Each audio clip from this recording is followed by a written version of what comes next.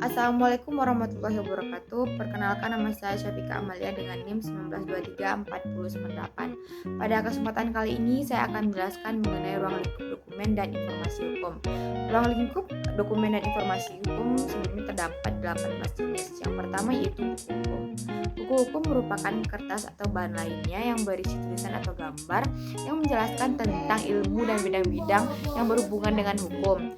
Contohnya yaitu saya contohkan hukum perdata internasional yang buku ini dikarang oleh Ronaldi Seija SH MH. Buku ini merupakan buku yang memaparkan tentang pengantar hukum perdata internasional dan sejarah umum perdata internasional.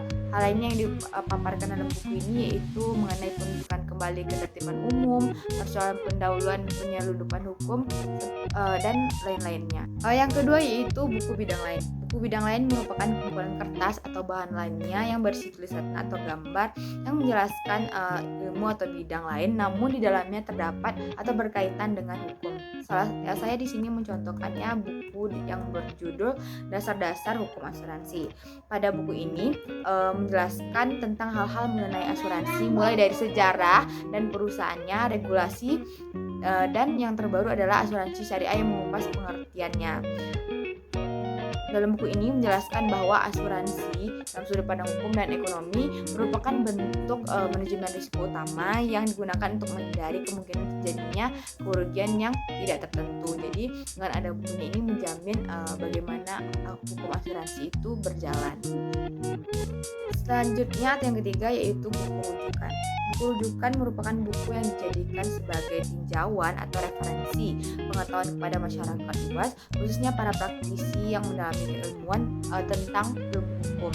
Di sini biasanya berupa kamus, atlas, ensiklopedia, buku acuan dan lain-lain.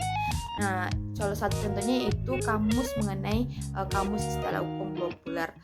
Dalam kamus ini menyediakan istilah-istilah hukum yang banyak digunakan di berbagai media massa ataupun elektronik. Untuk itu, kamus ini dapat membantu memberikan penjelasan terhadap istilah-istilah hukum tersebut. Selain itu, setiap istilah dalam buku kamus ini sebagian besar dijelaskan dasar hukum atau aspek yuridisnya, sehingga para pembaca mendapatkan pengetahuan awal tentang dasar hukumnya. Berikutnya yaitu himpunan peraturan perundang-undangan, merupakan kumpulan aturan hukum berbentuk tulisan yang memiliki kekuatan mengikat sehingga harus ditaati oleh apapun objek yang ada pada peraturan undang-undang tersebut. Di sini saya mencontohkannya yaitu himpunan peraturan perundang-undangan yang memuat ketentuan pidana di luar KUHP.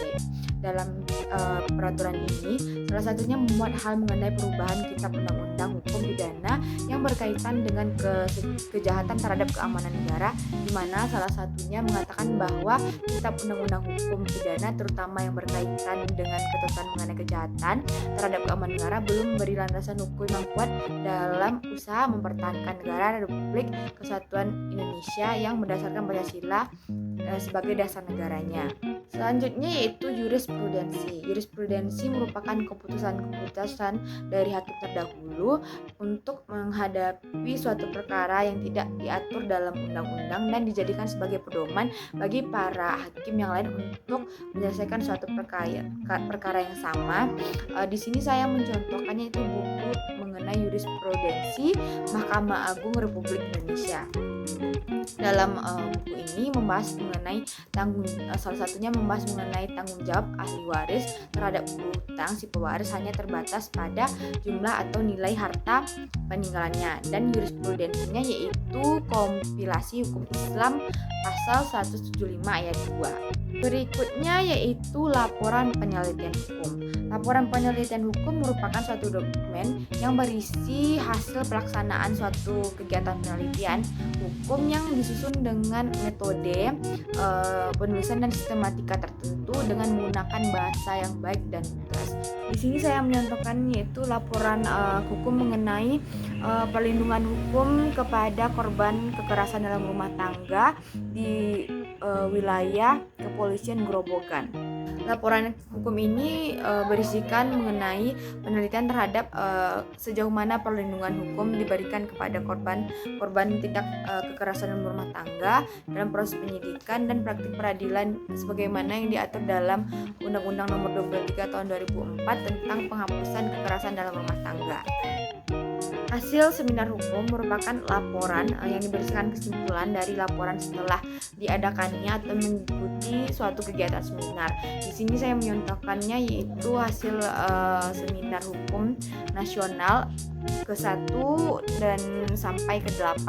Dalam buku seminar ini berisikan kesimpulan dari seminar-seminar, salah satunya yaitu mengenai hasil pertemuan sidang dengan subtopik yaitu pengaturan tata tertib dan harmonisasi administrasi dan yuridiksi perairan Indonesia.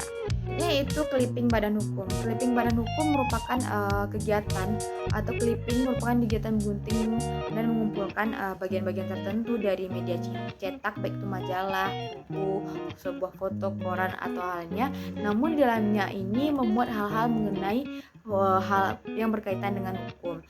Saya mencontohkan yaitu clipping yang berjudul eksekusi pidana. Dalam clipping ini salah satunya memuat hal mengenai kasus pelaksanaan atau eksekusi putusan pidana yang mengundang kontroversi yang cukup riuh karena pada putusan ini pengadilan terkait perkara tindak pidana korupsi yang tidak segera melaksanakan keputusan. Protes keras terhadap hal ini diajukan atau datang dari ICW. Berikutnya yaitu berita negara. Berita negara merupakan koran atau media resmi yang diterbitkan pemerintah Indonesia untuk mengumumkan peraturan perundang-undangan dan pengumuman resmi lainnya. Di sini saya mencontohkannya yaitu Berita Negara Republik Indonesia mengenai peraturan menteri, yaitu dalam berita negara ini berisikan peraturan Menteri Perdagangan RI nomor 112 tahun 2018 tentang pedoman penyusunan informasi jabatan fungsional, analisis investigasi dan pengamanan perdagangan. Berikutnya yaitu lembaran negara. Lembaran negara merupakan publikasi berkala dengan ikutan penomoran pemuatan yang berisikan berbagai informasi yang berkaitan dengan segala bentuk kebijakan, pengumuman, peraturan, dan perundang-undangan yang dikeluarkan oleh badan, lembaga, atau pemerintah. Di sini saya mencontohkannya yaitu lembaran negara yang Republik Indonesia yang di dalamnya memuat hal mengenai pengesahan atau pendirian ASEAN China Center, pemerintah negara-negara anggota Penghimpunan Bangsa-Bangsa Asia Tenggara dan pemerintah Republik Rakyat Tiongkok. Yaitu lembaran daerah merupakan penerbitan resmi pemerintah daerah yang digunakan untuk menggunakan peraturan daerah dan keputusan gubernur. Di sini saya mencontohkannya yaitu lembaran daerah yang berisi keputusan Menteri Dalam Negeri dan Otonomi Daerah nomor 21 tahun 2001 tentang teknik penyusunan dan materi muatan produk-produk hukum daerah. Yang ke-13 yaitu himpunan berseri. Himpunan berseri merupakan himpunan keputusan menteri yang terbit secara rutin. Di sini saya mencontohkannya yaitu mengenai himpunan berseri yang dikeluarkan oleh Menteri Hukum dan HAM mengenai proses pengadaan dokumen hukum. Selanjutnya itu majalah hukum. Majalah hukum merupakan jurnal ilmiah yang dimuat dalam suatu buku atau berbentuk majalah yang diterbitkan oleh pembinaan hukum yang terbit secara periodik. Di sini saya mencontohkannya yaitu majalah hukum yang diterbitkan oleh BPHN.